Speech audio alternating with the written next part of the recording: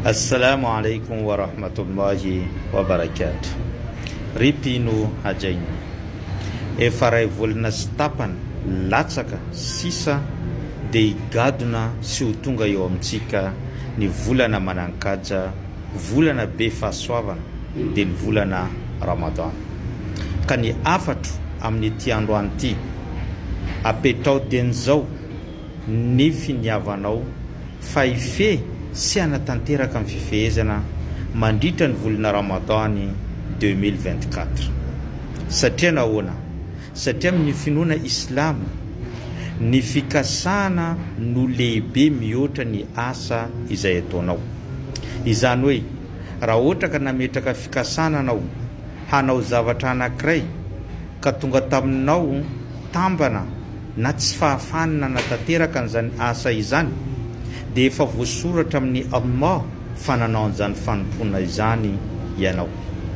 Mifanohitra amin'izany kosa raha ohatra ka nanao asa goavana ianao, nanao asa lehibe ianao teo amin'ny fiainanao, saingy tsy nialoavana izany fikasana izany na tsy nandeha alohan'ny finiavana, dia zava-poana izany asa lehibe sy goavana izay nataonao izany.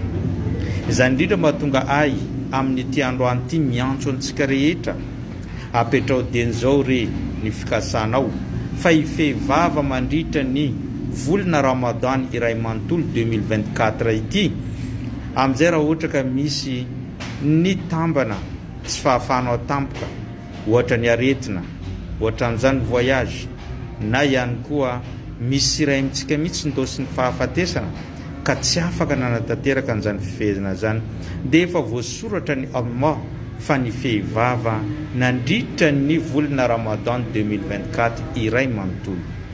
Ka noho izany raha lasa nabavy anatin'ny finoana Islam, jereo ny fitiavan'ny Allah ary jereo ihany koa ny fahatsarany zany finoana izany. Fikasana fotsiny mipetraka dia efa voasoratra nanao an'izany ianao. Ary raha ohatra ka vitanao tanteraka ao amin'ny antsakany sandavany ihany koa ny fifehezana dia ho ampitomboany Allah 70 aveny ny asa soa izay nataonao.